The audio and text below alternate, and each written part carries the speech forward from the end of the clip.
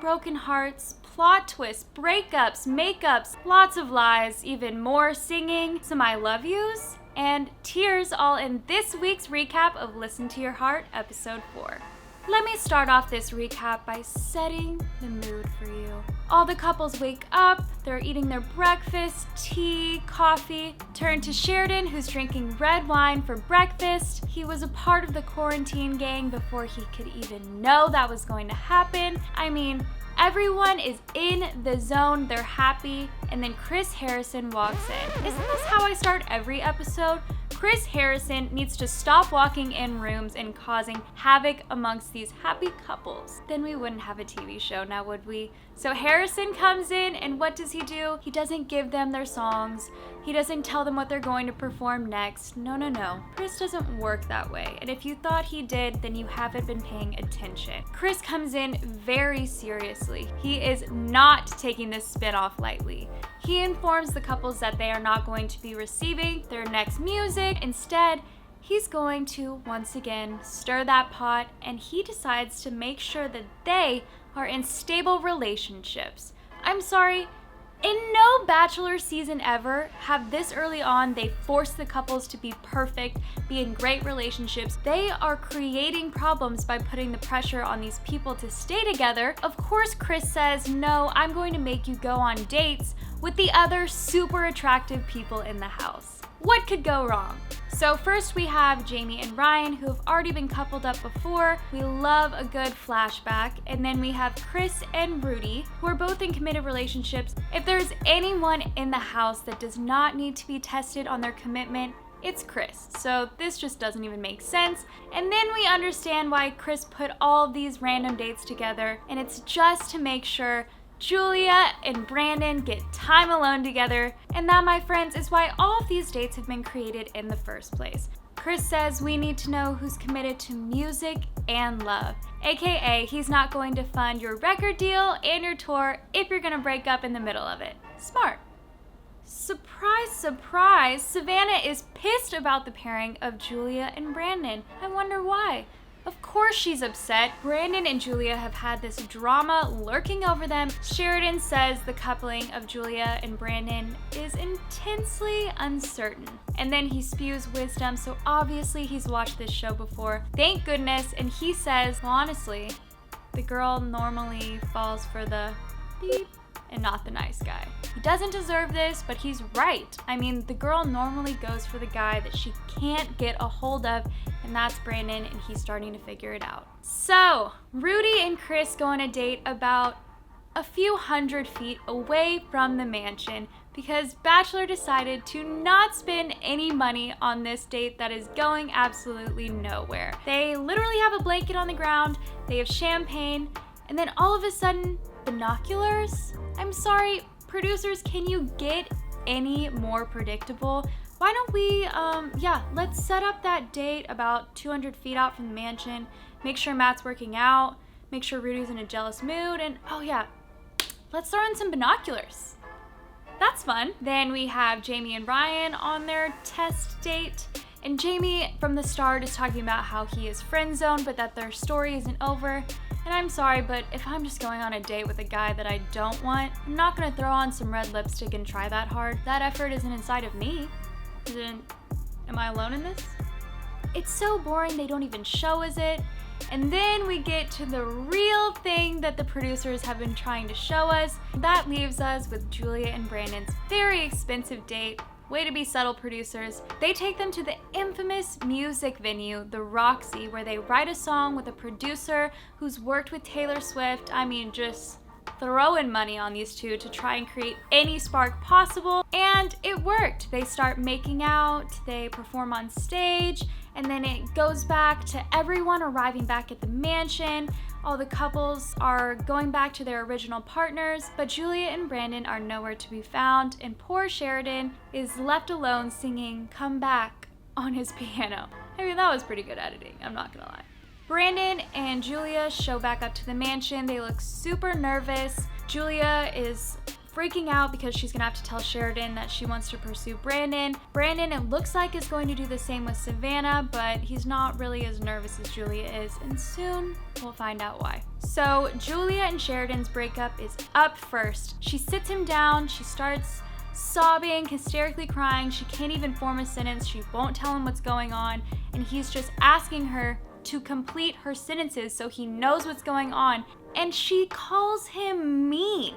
She goes, "Why are you being so mean to me?" as he's trying to get out the information that he's getting dumped. And then Sheridan is so nice that he keeps coming back after she calls him mean and feels bad and comforts her a little while he's being dumped. So if that doesn't show what a good guy he is, then I don't know what does. At the end of this breakup, in which she really won't form a sentence and break up with him, she says, "I really do care about you a lot." And he laughs in her face, and all I can say is Team Sheridan all the way. Tell me what your band is and I will for sure go see it in Austin.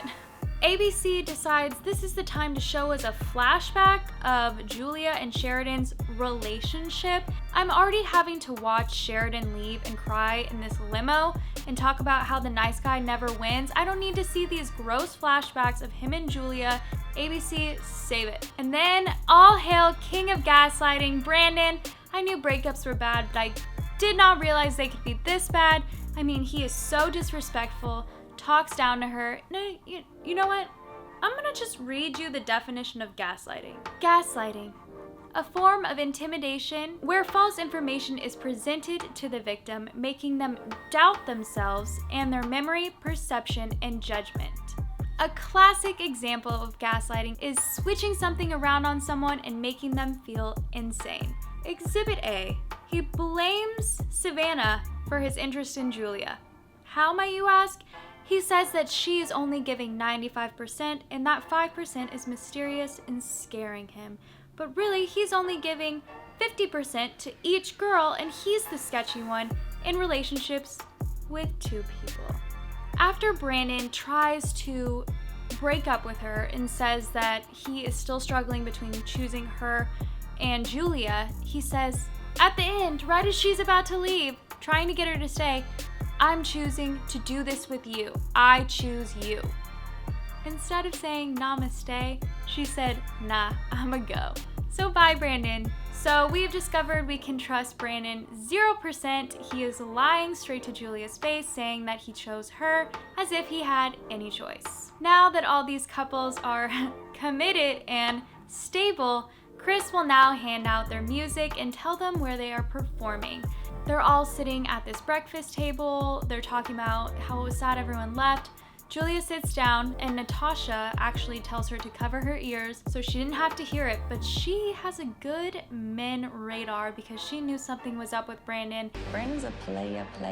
She asked him if Savannah were to stay and say, "I'm all in it with you," if he would have stayed with her, and he said yes, first of all, with Julia sitting right there after he had just said he picked her. Obviously, he should have known at this moment that that information was going to get back around to her. They are then at the venue getting ready to perform, practicing their songs. Julia's talking about how happy she is that she switched. She's really happy with her decision. Natasha drops the bomb on Julia that Brandon said he would have stayed with Savannah, and Julia loses it. She then blames everything on Natasha instead of focusing on the fact that Brandon said he would have picked Savannah, and she said, "How can somebody do this to another performer?" Julia then confronts Brandon about him saying he would have definitively picked Savannah, and he lies. He says, no, not definitively. As he stutters his way through that lie, Julia actually believes him. All right, we have our next second round of judges. We've got the Bachelor celeb couple, which is Rachel Lindsay and Brian Abasolo,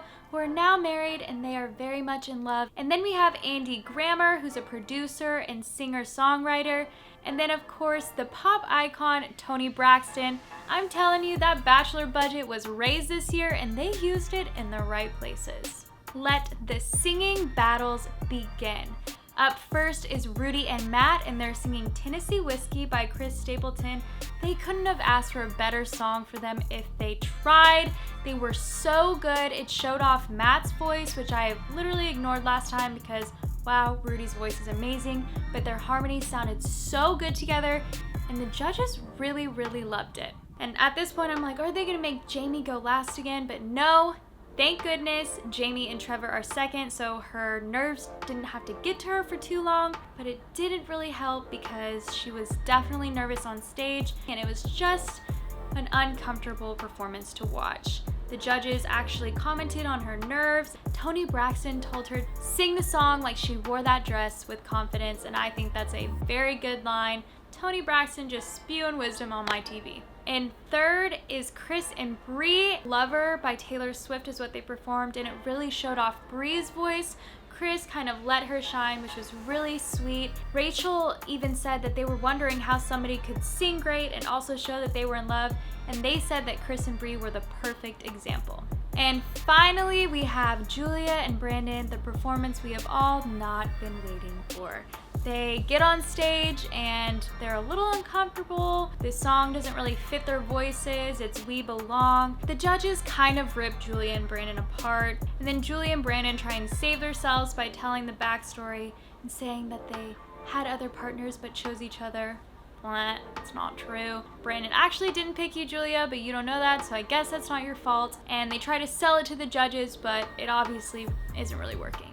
The ending performance is Natasha and Ryan. I think they finally figured out how to show off both of their voices. It was so good. They definitely entertained. They used the stage. The judges loved them. So we do the rose ceremony at the venue, which is a nice change in my opinion. So we start off with the obvious, Chris and Bree. They are together and they are so in love. Then is Rudy and Matt. Next is Natasha and Ryan, who had a great, entertaining, fun, and flirty performance. Finally, Jamie and Trevor are picked. And you know what that means. Julia and Brandon are cut.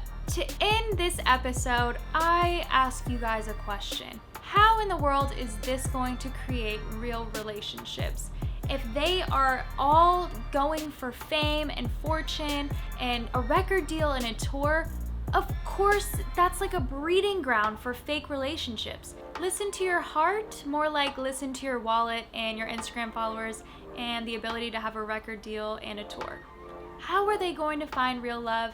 I don't know, but we're gonna figure it out together, so catch me next week for recap number 5 out of 6. There's only 2 episodes left, so catch up and recap with me.